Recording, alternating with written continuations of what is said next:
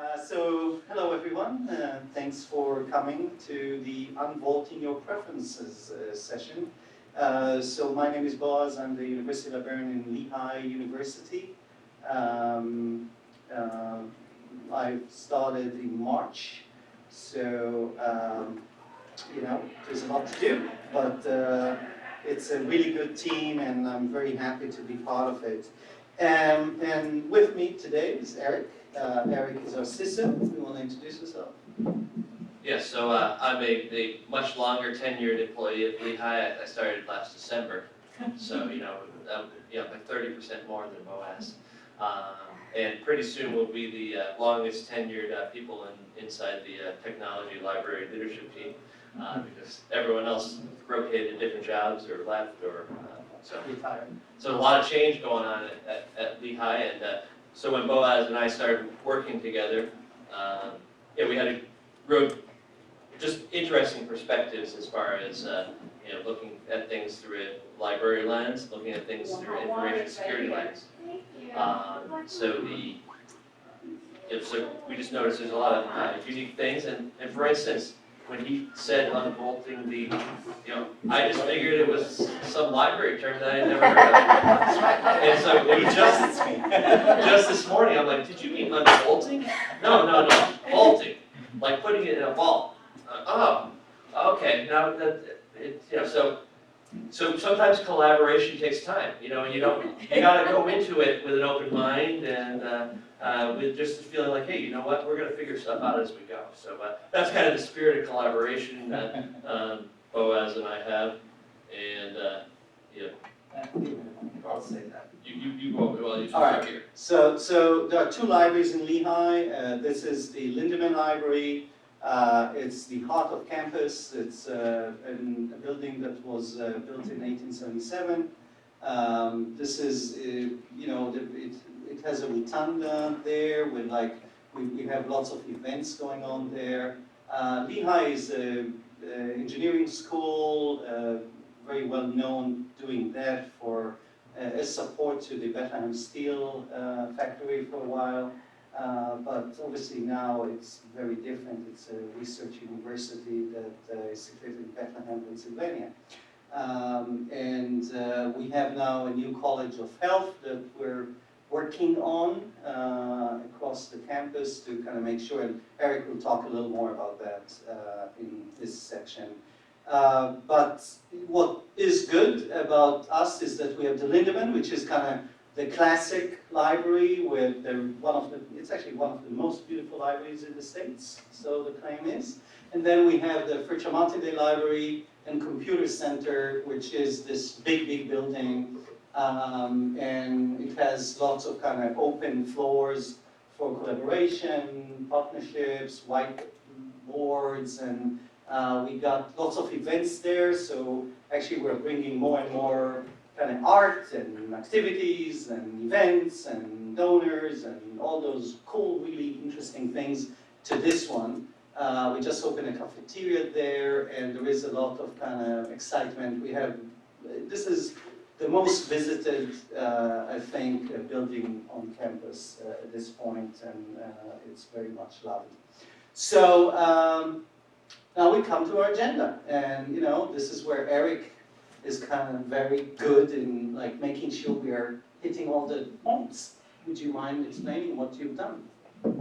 So so this is kind of what we'll go over, and we'll start with kind of again with Boaz and I kind of collaborating on privacy discussions and that type of thing. So we thought we'd start off with some of the differences between information security, which is my space, and kind of the library space. So the first one is customers are what do you call customers in the library? So we call them patrons, as you may know, but our CISO things. Yes, we call my customers victims. So people come to see me when they're a victim of something. So so just a difference between the different cultures. Another area is partners. What do you call partners? Right. So partners are anyone on campus, like the galleries. We work a lot with galleries, faculty, and deans, and all of that. So we treat them like equals if we're lucky. Yes, and my mindset is very, with our partners across campus, is very service-oriented as well. But people typically now, as things kind of evolve in information security, they're typically forced to come to me.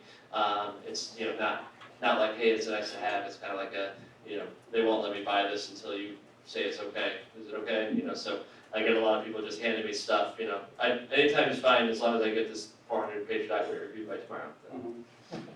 So you can imagine, so this is a merged organization, right? And I think Eric already mentioned that our leadership team is technology, security, the Center of Innovation in Teaching and Learning, and the libraries. So our discussions across those partnerships are really interesting every week because we know victims and partners from different angles of the storyline. And quite often, like you kind of compare notes between what we hear about that, like we talk with the police, the Lehigh police, we were thinking about the partnership around training with the police, so librarians may train the police force to do searching and discovery for certain things they need to know. And you were looking for a partnership around security. And Sure, so we partner with the police too when they arrest people and they're looking for evidence, or maybe the FBI is wondering what Russia's interest in our networks are. That type of thing is more of our partnerships externally. Okay, so conference agendas, so the way that our conferences are communicated about, and I just heard that Eric conferences is, who comes to your conferences? Well, like you You too. Paul, Malcolm Yeah. Gladwell, those are the people I'm used to seeing. So I'm still waiting,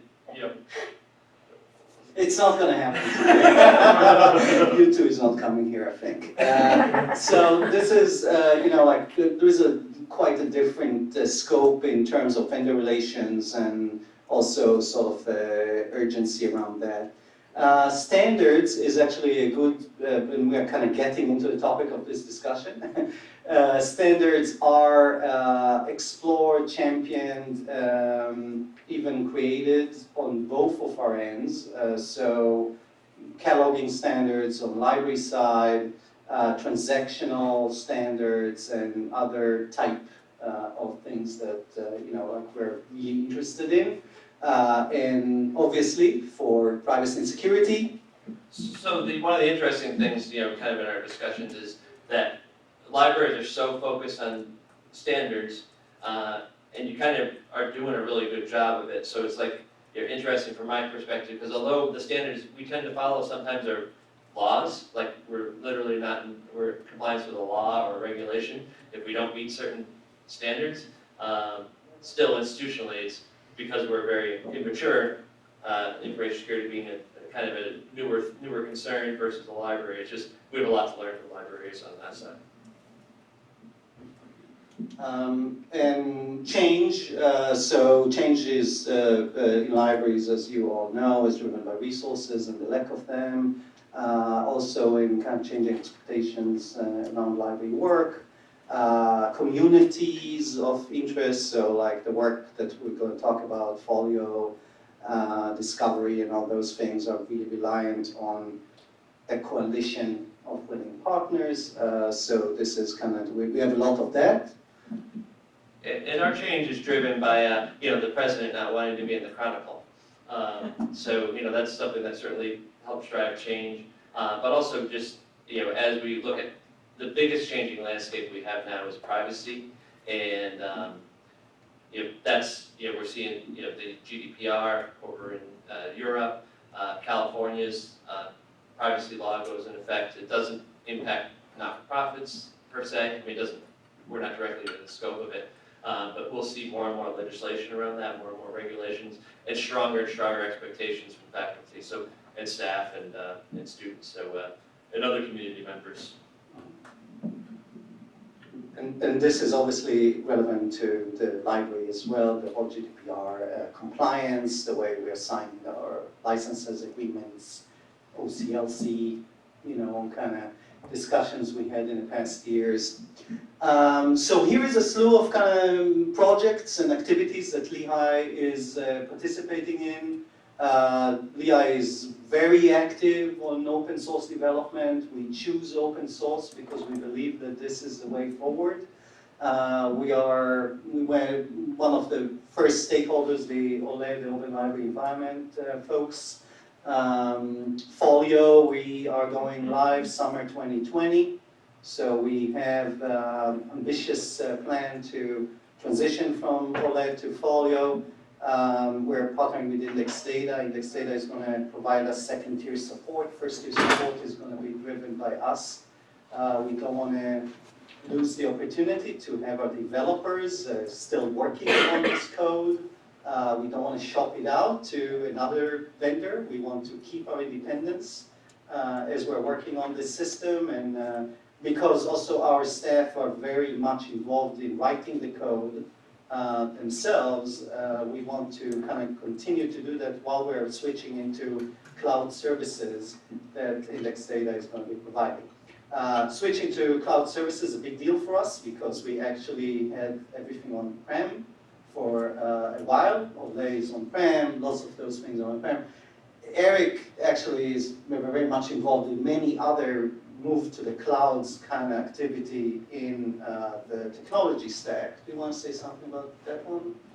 Yeah, so we're moving our ERP to, which is Banner, into the clouds. That's probably the biggest project, but we're trying to really retool all our system engineers and network folks, everyone who kind of does the back office functions around our data center. We're trying to get them tooled up so that as I mean, the wind is already, the ship's already sailed as far as cloud adoption, which has been growing at a company like AWS, 25% plus every year for the last 10 years. So that's where a lot of the internet is. So we're retooling folks to kind of get ready for that.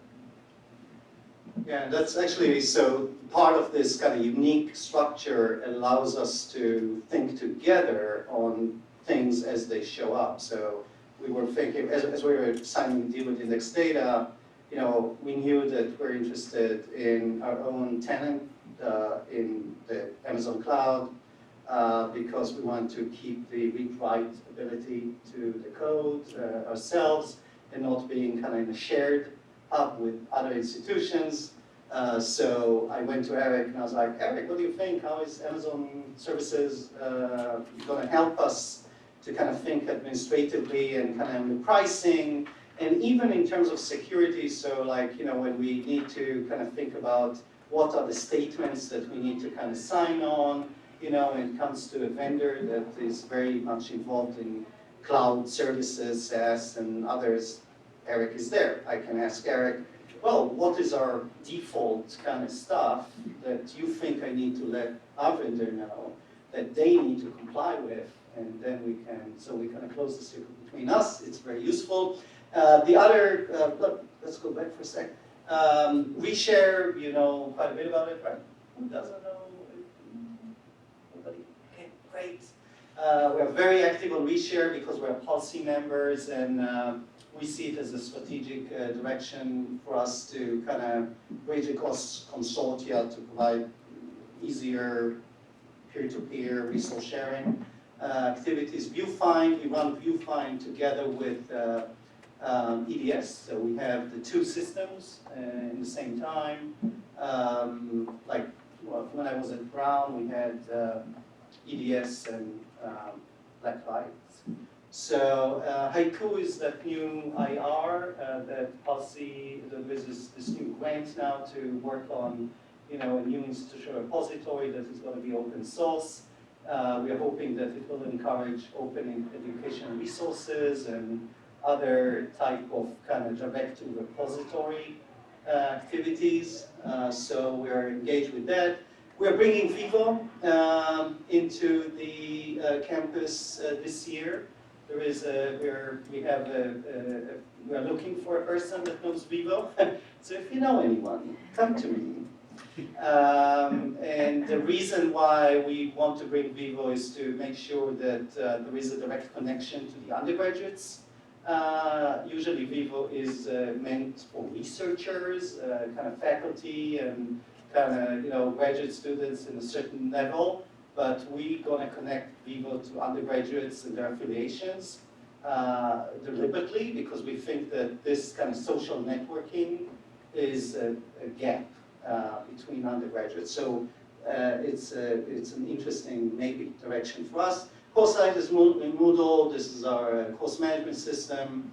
Kind of clunky, but still working on it. Islandora, moving from Content DM to Islandora. Gold Rush, we just signed an agreement with Gold Rush to analyze our collections together with Iris Plus members and with Policy members, and kind of as we're trying to move towards a more analytics-driven collection building and retrospective collection analysis. Gold Rush is going to help us. Hati, there is a missing eye. Hati, we joined Hati and East, and we're policy members. And there is a whole concept of data lake that Lehigh is very engaged with for, I think, 3-4 years now, is it? Maybe more? Yeah, I think about 3 years. Yeah, so that's kind of, if you know what that is, probably you do. It's just to kind of try and put together all those separate data sets from all different places on campus and deliver success to our patrons and to our organization. So what do? We have a problem. How to address, those things that verge on privacy, verge on, like we want to make sure that the platforms we are creating are customizable, answering patrons' needs as they want it, but we cannot really know what they want, right? That's the library situation that, we're obligated by ALA and by our own kind of ethical thinking to be aware of our role as protectors of privacy. Now, if we wanted to do those things, so direct marketing of content, if I spend money on collections that are geared towards a certain population on campus, I want to make sure that I send an email to the people that it is relevant to them. I don't want to send an email to everybody. I want to make sure that the new College of Health folks know that they got the new resources that maybe they're partnering with us to pay for. Identity management should be playing a big role in the way that we do those connections to grouping of certain faculty members. And identity management is under Eric, so it's kind of interesting. Platform customization according to campus affiliation, so to kind of thinking about EDS or thinking about VuFind and customize it according to the need that is showing up. Is like, let's say, your students working on certain projects, you may be interested in a section or a slice of discovery that is relevant to really what you do, instead of it being relevant to everybody and catch-all for everything. Campus-wide microservices triggered by patrons, so VIVO probably is going to be a vehicle for that. So if you're a student doing research about X, then how about getting library support that is customizable for the project you're working on? And if you click on a link, you get, like the librarians coming to help you out, or you get like the data analysts from the technology section, or you get other folks from all around campus helping you to be successful in what you're working on, instead of it being like, I need to send an email somewhere and I don't know where it's going to fall and that. Analytics-driven perspective is something I'm carrying with me for a few years now to kind of make sure that we have a collection development system that can be driven by usage and interlibrary loan activity and self-profiling according to the university and the library. So this is something big time interested in. Standard-driven services, so this is a eShare, it's a standard-driven system. So ISO-driven, making sure that, like our standards are the foundation block for the open source systems we're building, so we can do interoperability across different systems. So this is really kind of core thing. And then hopefully Similarly, text analyzer, you know text analyzer by JSTOR Labs. This, in my mind, is a very slick way to resolve situations with discovery at this point, because you just upload your homework or your project and you get the links and you skip, you know, the whole open field, open text field where you need to type things in. It shows you links to resources that we're paying for, and it also kind of creates this kind of network of connections, maybe names, maybe other things. So that probably will be a project that we'll be very engaged with. Okay, so this is kind of where I end, and now Eric is going to talk about privacy and other things. So of course, you know, I'm part of the generation that, you know, when I was young, and I wanted a computer, you built it. You know, there wasn't, you couldn't even go buy a computer, necessarily a PC. But now students are coming in with lots of different expectations, and most of their expectations are, if I give you extra information, I expect you to use it, leverage it, and give me exactly what I want, and not give me anything else. So more and more, that's not just students, but everyone's kind of having that mindset. It's driven by the marketplace, and that takes data, and that's data, you know, that we're often, you know, feel compelled we need to give, otherwise we're not going to get what we need, but also kind of scary as far as getting that and also being the controller of that data. So when we mentioned something like the difference between hosting some of these library systems in-house or with, you know, mega profit corporation Amazon, who feels more comfortable about privacy in-house, and who feels more comfortable about privacy in Amazon?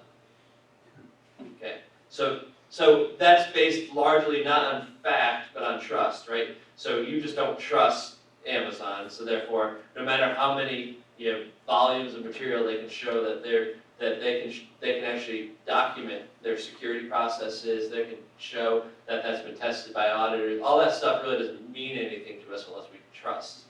So, you know, internally, we probably can't produce that same type of documentation that is. So when I'm looking at a contract, I always have there's more evidence that our partners are better providers of privacy, or protectors of privacy than necessarily. So it's a different type of thing. So obviously there's slimy vendors, and I'm kind of talking about just hosting kind of in Amazon, which is largely controlled by us, but just interesting there. So when I go around campus and talk to people about privacy or information security, it often helps me to kind of just break down, well, what is this thing, privacy? Because it's really a lot of different things, right? When you say privacy, it might mean different things to different people. So one element, you know, privacy is just the right to be left alone. You know, I just need my privacy. I just need, you know, something just happened, I just need a cooling off period, I need my privacy. So sometimes we use privacy in that term. Individual autonomy, you know, don't get into my sauce. You know, I need to be, you know, I need to have my own space. It might be words we use when we're trying to describe individual autonomy. And then there's the concern about this unavoidable, you know, freedom. You want to be free from this monitoring. You know, you kind of understand. Hey, you know, there's cameras everywhere now, but I really don't want the government to be tracking my every move. You know, it just seems like that's an intrusion into my privacy. Well, we don't want our employers doing that, and we don't want you know, other private enterprises kind of tracking us around, looking at us in different ways.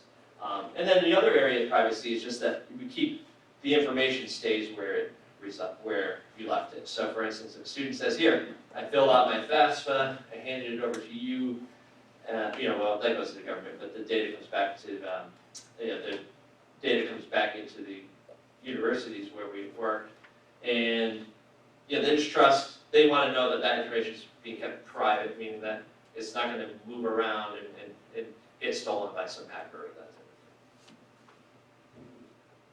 Then there's areas where we can take a look at dimensions of privacy and types of privacy, like information privacy is kind of that the information stays where you said it. I gave you some information, you get to keep the information private.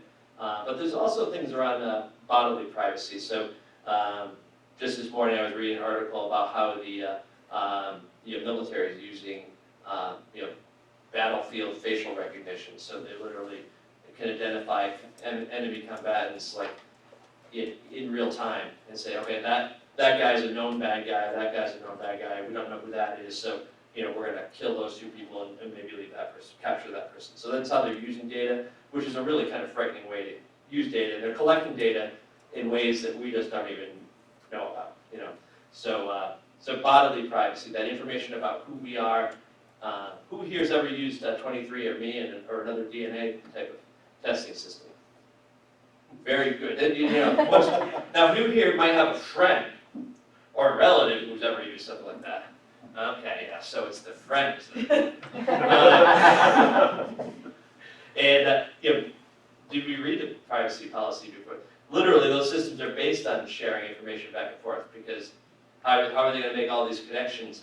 The value of their data has improved because they collected information. Now, early on when they were first founded, there probably wasn't a lot of regulations around that. I'm sure that lawyers made sure it wasn't categorized as health information. So a lot of protections around health information and PHI, aren't there because they've specifically engineered their stuff around not calling it that. So, so we have a lot of data about our bodies that we kind of communicate. Communication privacy is that we don't want anyone, the CISO to read everyone's email. It's one of the questions I get. Can you read everybody's email? Yeah, so it's usually a bad start to a meeting when it starts with that. And again, the other thing is territorial. Your privacy of your space. Sources of information. So where does information come from? You kind of look at it in three different categories. We have public records, so things like when you buy a house, that gets recorded at the county as a public record, so it can be searched, it can be collected, it's published by the government. And then there's public information, so things like things that we put on our university website. So our positions, because they're on the website, are public. They're not private. Your address may also be public information. So if I rent an apartment, it's not going to be done at the county office as a transaction. But I have neighbors, and they generally know where I live, and so that information is certainly in the public sphere. And then there's all this universe of non-public information, which is basically everything else that's not in the first two categories. So then we have the more types of information. So in that, whether it's in the public sphere or outside the public sphere, there's personal information and non-personal information. So personal information, the scary stuff is like how I behave, how I, the information around maybe what I'm clicking inside the systems, or how I'm traversing the library physically, or those type of things are kind of things that we can think about. And that needs to be protected more and kind of thought about more than non-personal information. So if it's not information about a certain person, well then, who's going to really object? Who has rights to that information? It's not tied to an individual. It's not personal. So how can information be abused? So you can take public information and still violate ethical or sometimes legal type of requirements. So for instance, I said your address might be public information. It may even be public record if you own a home. And so if you own a home, it might be public record. If you just have an address and people generally know where you live, that might just be public information. And then your job. So let's say anyone here work for a state or federal government. So your job, your salary is likely posted online. Your job title, what you're doing, that type of thing, is all part of a public record type of thing. And if you combine these pieces of information, so for instance, if I take someone's public address and I took their public job, let's say U.S. Senator, and I put them together, when I put information online that's, say, a U.S. Senator's address and their job and their information, what's that term called? Does anyone know what that term is called?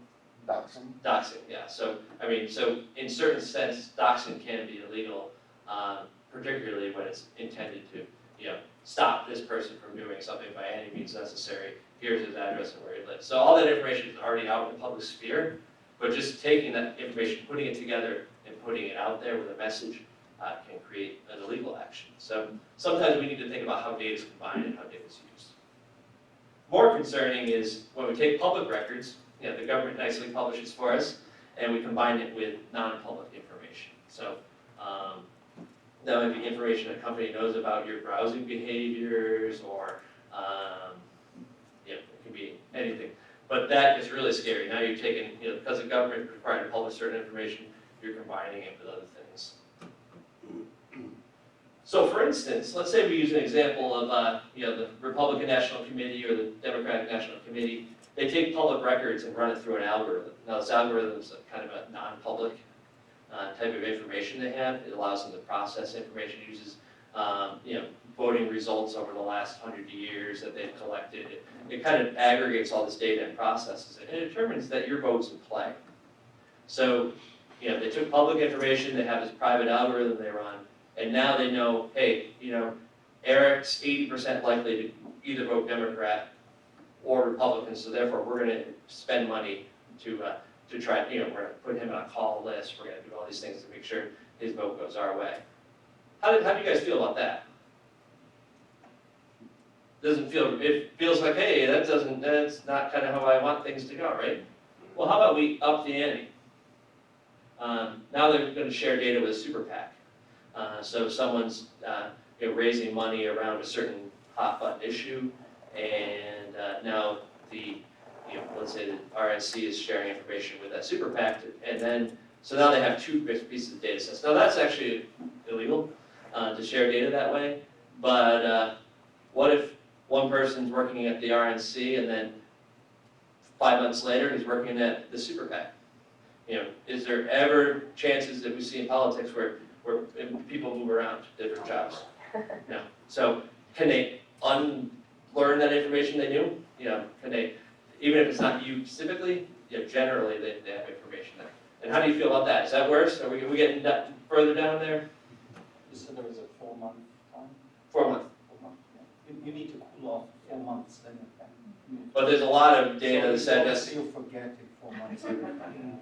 You know, the DNC hires this analytics firm to do analytics, and then they're also hired by 6 of these other super PACs, because there's only a couple of these data analytics firms that actually work in this space. So, you know, they say, well, I had to hire them because there's really no competition.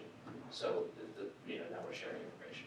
What if because we put these politicians in office, and in some sense they now have control of IRS, how about they combine that type of information too?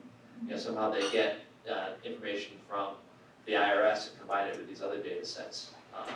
So we're feeling really bad about that, right? So people should go to jail for this. So just examples of how just adding little pieces of data elements can make things more and more intrusive on us.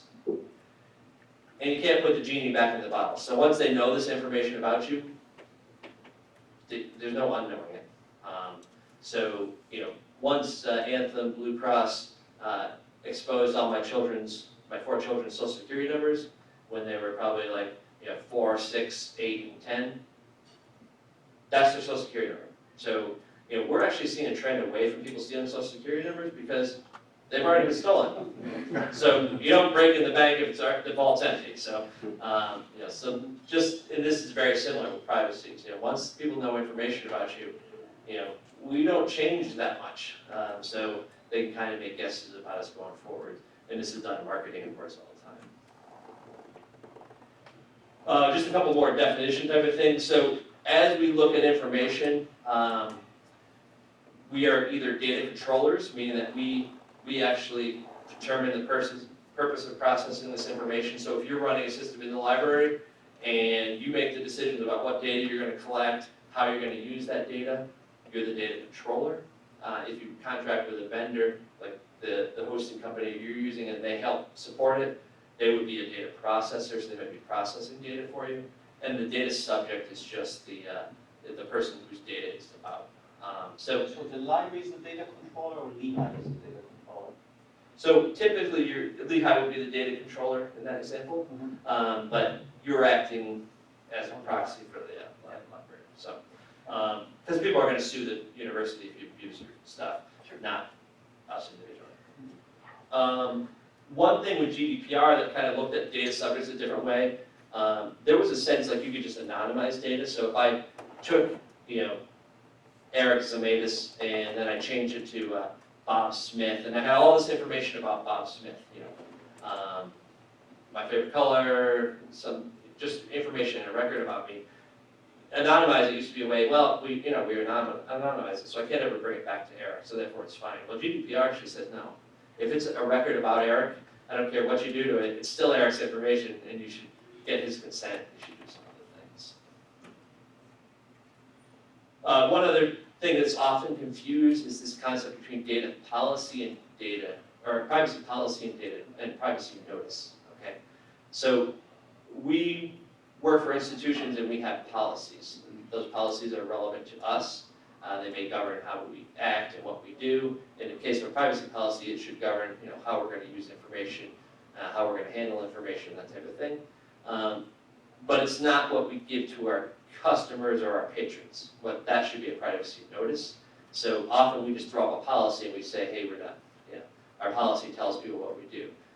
Technically, we really should have an inward-looking document, a policy, and we should have an outward document that should notice. So as we kind of develop systems and look at that privacy notice, so even if you call it the same document, it really should have at least a section that's kind of for our internal library staff or for our internal staff at the university, and then for our customers and patrons, whatever you want to When we call it. talked about opt-in, opt-out in that context, and while a lot of the kind of librarianship kind of interest in customizable platforms is about opting out, because we're saying, this is a culture that already is all right with Facebook, all right with LinkedIn, all of that, they will be fine to just go ahead and accept our customization efforts and all that.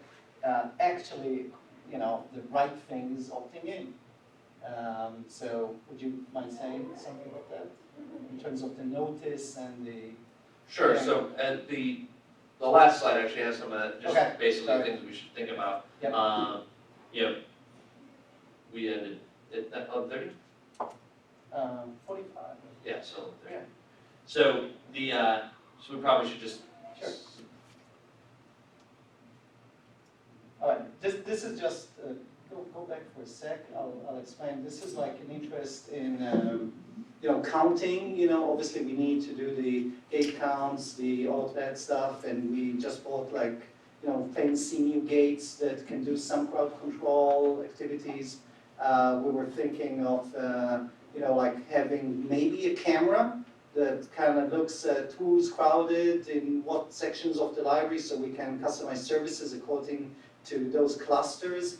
There is a company that is offering now sort of an anonymized way to do that. So they kind of just look at bodies, but not on faces and all that.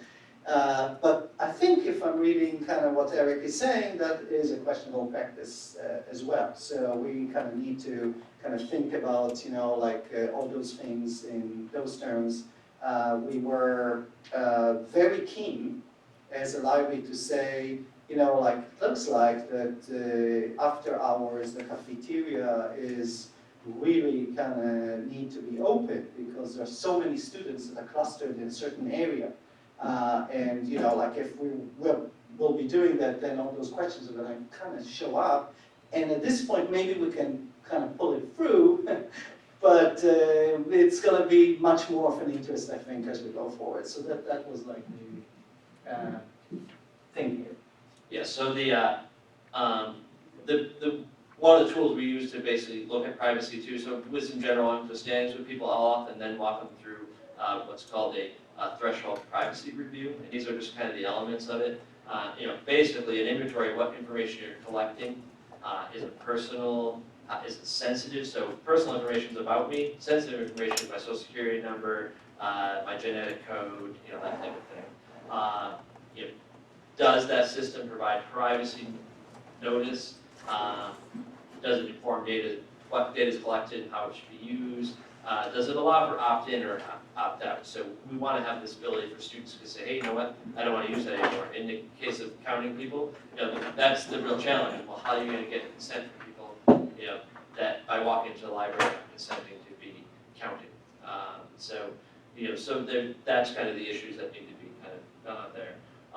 Then where is that information? This gets into GDPR too. So where's the information reside? So if we have export controls on certain information, where do the subjects reside? That's GDPR. So if I'm residing in the EU, then I'd be in domain of those type of things. So that kind of puts us where what laws are in there. And then third party, how do we evaluate our third party security? And then finally, sometimes we collect information because we need to collect it. So for instance, I said about having access to emails. So a few people on campus do have access to review people's emails because we need to do it for investigations. But we actually have segregation between the requester. So often the requester is going to be our legal. They don't have access to the vault, so we've separated duties.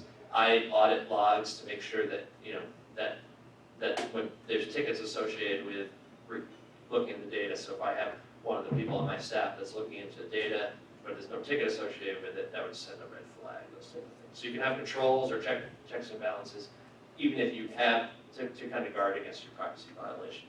We know it quite a bit from the invoicing, purchasing, selection structure. The selector is not the one to pay the bill, that is not the one to do the invoicing.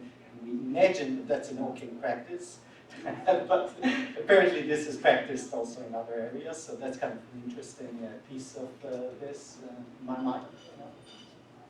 Yeah, and so in summary, delivering modern services wherever in the library efficiently requires data. And we need to leverage data and provide sufficient controls to protect privacy. And I do believe we can truly have the best of both worlds. And here's just kind of the four-step thing to look at. Are we asking for permission? Are we informing how the data will be used? Do we allow people to opt out or even be forgotten?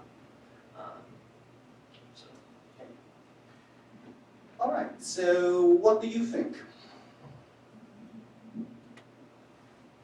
Anything you've tried and you're kind of thinking, so I showed there was ambitious plan around customization of services and expectations and making sure that the patrons are really treated well in Lehigh.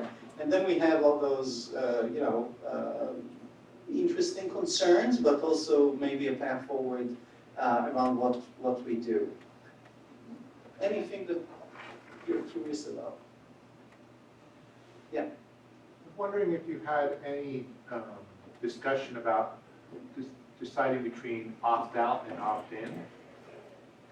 Right. So I used to be in the opt-out camp for a long time because I thought that we're in a place where we should be thinking that there is a standard already. Amazon services, everybody's using, Facebook, everybody's using, and we have very quick turnaround around services at this point. We try to emulate all the ecosystems around us to make sure the library is relevant. And nobody's saying, are you agreeing on Amazon to be followed by the super tech later on? I'm actually, that conversation with Eric, now I'm not as much there anymore. So I think we should have a note on any open source system and service that we have that is providing longer term kind of applicability. We don't know where it starts, where it ends, because we're working on systems that can talk between different systems. We didn't talk about the College of Health, but this would be a really good kind of situation to investigate those things. We have a new College of Public Health. Eric is working on this kind of data store that is isolated from the other data sets around campus to make sure that the private information is isolated and is not touched by other data sets, and there is no access to okay parties to it. But I think the faculty still wants it to be interoperable and at the same time. So they want the research to be impactful on other data sets. So that's kind of a weird, it's a challenge to resolve on campus. So if we're hooking that data into library systems, which we want to do, then we want to make sure somehow that there is a statement there that says, this is what we're going to do with this data. You need to opt in to be okay using this stuff, because otherwise... Yeah, I didn't use the word opt in, but ask permission is kind of, you know, that hey, this, you're giving me data, you know, this is the type of data we collect, is it okay? I also, you may know, I used to work in OCLC for a couple of years managing a system called ISNI, the International Standard Name Identifier, which is like like ORCIDs are part of ISNI. I very much believe in that ecosystem where where librarians are the trusted party, and we're, coming into this kind of ecosystem of different, networks, different identifiers, and we solve those things because librarians are good in that neutral, value-added judgment. And I think for us to do those things seriously, we need to have as much help from folks in the security and privacy offices to make sure that we're still continuing to be the trustworthy partner. If we're not working closely with them, we're going to lose the only thing that we still have, really, that kind of cultural identity that is very important, not just for us, but also for the other networks around us. We actually can do a lot of that work that others are just not trusted to do, and are not and building systems that will allow kind of differential, like the isolated sort of type of trustworthy work depends on opting in to those systems by the network and by the parents. And I think, just let me say too, I think you as librarians have this culture of privacy, which is where the institution's trying to get to. So you have things that are valued outside of the library. Now, although you may not have the perspective to recognize that you offer that value, I spend a lot of time categorizing data. I think librarians have been doing that for a while. So, I'm looking for different things, but so there's a lot of areas where the libraries can provide a lot of value to information security, specifically to legal, as far as privacy considerations, that type of thing. You have the opportunity to take leadership roles in that because of it's something you've been doing for years and years and years and years, and you're good trusted partners with that. Nothing like metadata services. So, what else? What other questions? Yeah. So, do you see any kind of pitfalls in libraries trying to offer these modern services for information for people, for personalizing their information? Sure. Can you help? Elaborate? Like, what do you think?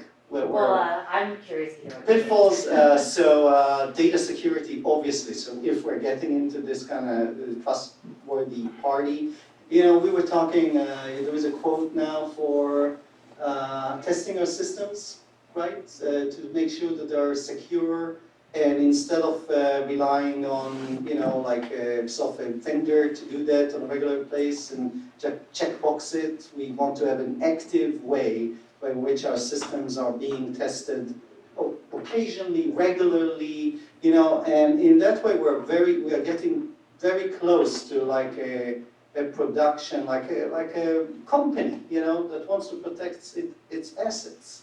And libraries, I don't think, we have that type of thinking around our data sets, and we definitely don't have necessarily the funds to divert collections money or staffing towards making sure that our data is always protected and is sort of vaulted in a way that will allow us to continue to do this. And so luckily, again, like in an environment where libraries and technology is very tied together, when Eric hopefully is going to get funding to do, how do you call it?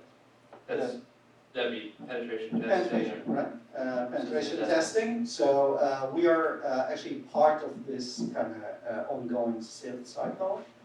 Other vulnerabilities, obviously, if somebody's like just thinking that what we do is not okay, and and this is where like patrons can come to us and say, well, why are you thinking that I'm this? Because I'm actually not this persona at all, and you're customizing my service in a way that I don't want to. You identify me in a non-diverse, inclusive way, and I want to be anybody. So this is the right to be forgotten, or the right to, and I think that this is where opting out is really essential, because, you know, we need to have a statement, we are now customizing your service according to some data that we have. You want it? Great. You don't want it, fine, you're just gonna be, you know, somehow kind of meshed together with all the mutual kind of parties and whatever. And that is really essential, because also it has, as we are customizing platforms, we are making other things invisible. And we're talking about browsability of library services forever. We lost that kind of insight into the bookshelf, but we don't want to lose the insight into the different personalities that you can take in an academic institution, in life. So there is a worry that we're going to cluster too many assets around a persona that we're just going to technically adjust. Yeah. And I guess if you want to know why, my concern would be with personalizing information, undergraduates are exploring their education, right? They're trying to explore different types of information on the same topic. But if we personalize them into this caricature that we then use, like their data profile, then are we then delivering them information that only matches that profile? So then they don't have that chance to explore the different perspectives on an issue, which they're there for.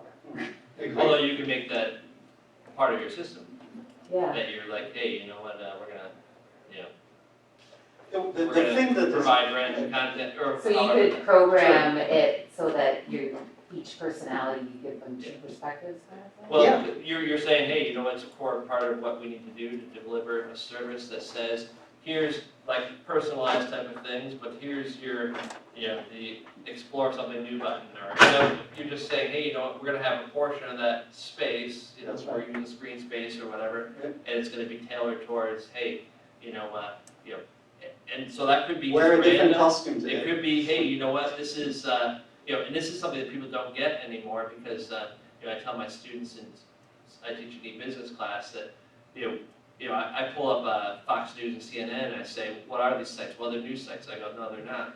They're advertising sales sites, and they're going to deliver you what you want to read in order for you to get to stay on that page, and you know, so you're saying, hey, you know what, we're going to put contrary information on.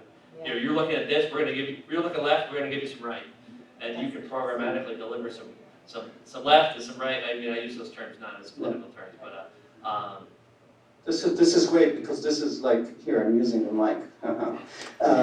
Because this talks about inverse services. I call that for a little while now. So if everybody's using this resource, you want to know what is not being used, because this is where research is going to happen. You know, everybody's using, you want to be innovative, you want to have a flip discovery list where it shows who's not using the resource, what is not being explored. So that kind of knowing what is profile, knowing what is discovered, knowing what is X, will allow you to kind of flip the picture, if you want, into a different character, different type of discovery, different. Something that would We are support assuming, interdisciplinary exactly, studies we're a little already bit more. assuming a lot by the platforms we have. Yeah. You know, they have all of this slew of kind of hidden assumptions about who's using it, what are the reasons that they're using something. So us kind of saying, you know, like we want to open this up and we make a guess that this is something you want, but maybe you're kind of interested in all the other stuff. Kind of good. Okay, thanks very much. We ran out of time, but thank you for coming to a kind of funny title and good discussion.